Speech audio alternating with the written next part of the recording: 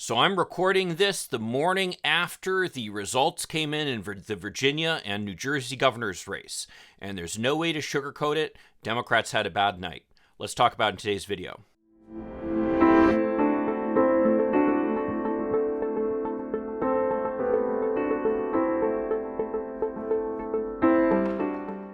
Hi, I'm Mike Greiner. I'm a lifelong Democratic activist who's concerned about the direction our country is taking.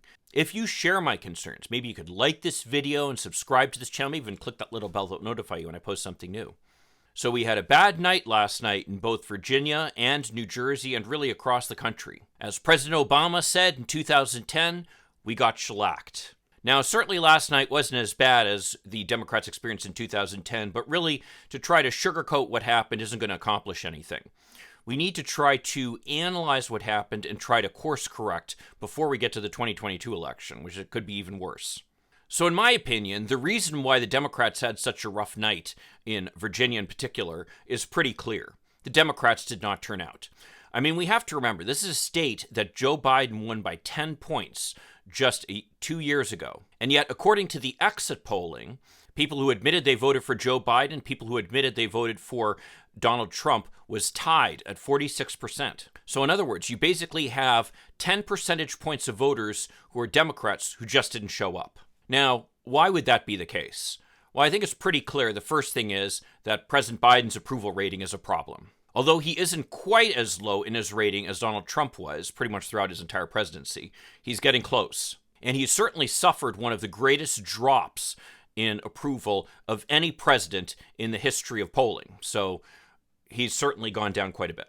Now, what are some of the reasons that he's had these approval rating problems? Well, I'd say there are three primary reasons. Number one have been the relentless attacks from conservatives. Most of these attacks, of course, are based on lies. Most of these attacks appeal to people's racism. And they also smack of intense hypocrisy, especially coming from people who were apologists for Trump's behavior to claim that Joe Biden is ineffective or that he's in cognitive decline in any way, shape, or form is ridiculous when you compare him with everything that we experienced with Donald Trump. There's no way to say otherwise. Certainly those attacks have hurt. Secondly, and on a more substantive matter, have been the continuing problems with COVID. People are frustrated about that. They really hoped that we'd be in a situation that we'd be better off by now. And frankly, these problems then have manifested themselves in the economy as well. As we know, these supply chain problems that have been impacting the economy overall and inflation have been driven at least in part by shifts in demand as a result of COVID. So President Biden has to get the supply chain problems under control as well as COVID if the Democrats are going to have any chance in 2022 or, for that matter, him being reelected. Now, with COVID, I think he's actually making some progress. His vaccine mandates are broadly popular and are probably going to be the thing that actually has an impact. It is frustrating, though, to sit here because of the fact that the big reason why we even still have a COVID problem is largely because of the resistance of Republicans to getting vaccinated. So once again, we find ourselves in a problem where Republican misinformation is causing some problems, which then cause problems for the entire country, which ultimately cause problems for the president. The economy is a separate matter, and I think that President Biden's steps to make the ports operate 24 hours a day is certainly a step in the right direction, and hopefully will start things flowing more smoothly, which will help get the supply chain problems under control and ultimately allow inflation to cool down. Now, there are some broader problems that certainly need to be tackled, one of which, of course, is the lack of semiconductors, which actually is hurting manufacturing across the United States, including auto manufacturing, which I read something yesterday, given the importance of auto manufacturing to the global economy, that's actually a drag on the economy overall. So frankly, Biden needs to be focused on COVID and the economy like a laser beam to get those things back on track. Finally, I think the paralysis on Capitol Hill has certainly hurt. I mean, both these races were close enough that had the Democrats actually passed the infrastructure bill and the Build Back Better agenda, we probably would have won both races easily. But this paralysis on Capitol Hill is frustrating to Democrats. Aside from being embarrassing and really raising questions about President Biden's effectiveness, given his long history of having been a U.S. Senator, I think people thought that he was going to be able to deliver on Capitol Hill better than he has. And that's a real issue for Democrats. There's a real sense among Democrats that we worked very hard, and here we find ourselves in a situation where really things aren't going very well. And that, frankly, is demoralizing. And demoralized people don't show up to vote. So beyond President Biden's issues, I think there are two other reasons that the Democrats didn't turn out in Virginia. One is, let's face it, Terry McAuliffe was not a very good candidate. I mean, I find it hard to believe we couldn't come up with a better candidate than this Clinton retread, who frankly barely won when he was first elected. What's more is that Terry McAuliffe ran a singularly bad campaign. I mean, this is something that Democrats need to internalize. When a race is about cultural issues, we lose. When a race is about economic issues, we win. What did we do?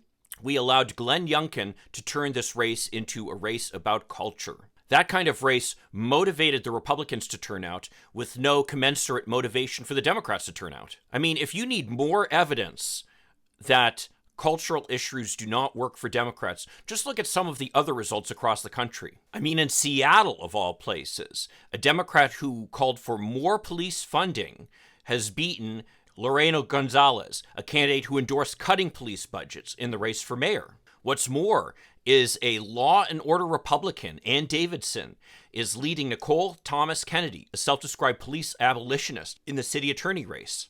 And in Minneapolis, where George Floyd was murdered, voters rejected a measure that would have replaced the city's police department with a Department of Public Safety. At the same time, where did progressives succeed? Well, in Tucson, of all places, in Arizona, voters overwhelmingly passed a measure to lift the minimum wage to $15 an hour. I don't know how much more evidence we need that we need to forget about these cultural issues, forget about defunding the police, and focus on the economic issues that matter. So where do we go from here? Well, there are two fundamental factors that I think we need to address. Number one, we need to make sure we have a positive economic message. Again, I think it's clear that had the infrastructure bill and the Build Back Better agenda passed, Democrats would have won both races comfortably. We need to have the kind of positive message where we can say to people, look, Democrats have delivered for you in your pocketbooks where it matters, and if you elect Republicans, they're going to take that away from you.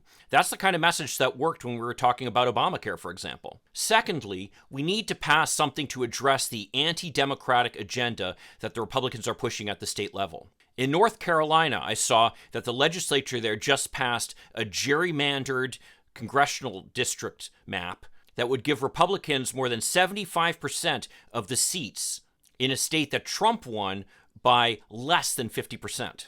This is just the latest example of where Republicans are using what power they have to try to make it so people can't vote. I mean, contrast the reaction that we Democrats are having in Virginia with how Republicans behaved.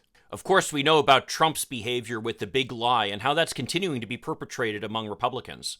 But what's more is in the lead up to the Virginia election, people like Newt Gingrich were already arguing that if Youngkin lost, that there was voter fraud going on in the election. In other words, if Terry McAuliffe had pulled it off, which was certainly a possibility given the very close margin that this election was, they would have argued just as they did with Trump that, oh, voter fraud contributed to this. And obviously, this is another example of an election stolen by Democrats, even though there's no evidence to support that claim. The point of all this is that unfortunately, there's only one party in America that still believes in democracy, and that's the Democratic Party. And if we have any hope of protecting that democracy, we need to pass legislation at the federal level that will protect the right to vote and make it easier for people to vote in elections. Legislation is pending there that could have a dramatic impact on this, including legislation that was largely negotiated by Senator Joe Manchin. The key is that Democrats need to carve out an exception to the filibuster to pass it. If they don't pass it, then what we saw last night is really only going to be the beginning of a long-term trend. Well, if you agree with me or disagree with me, I'd love to see your comments down below. I'm certainly mindful of the fact, by the way, that there are a few Republican viewers out there who will really enjoy watching us squirm here, but I felt it's important enough to talk about what's actually going on and to try to assess our situation that I make a video like this. So Republicans, go ahead, have your shots at me. I really don't care. But I hope that we as Democrats can start to engage in a conversation to make sure that we don't suffer the similar kind of loss in 2022. Beyond that, if you could give me a like and maybe subscribe to this channel, that'd be a huge help. I'll see you in the next video. In the meantime, let's hope for some progress here. Thanks for watching.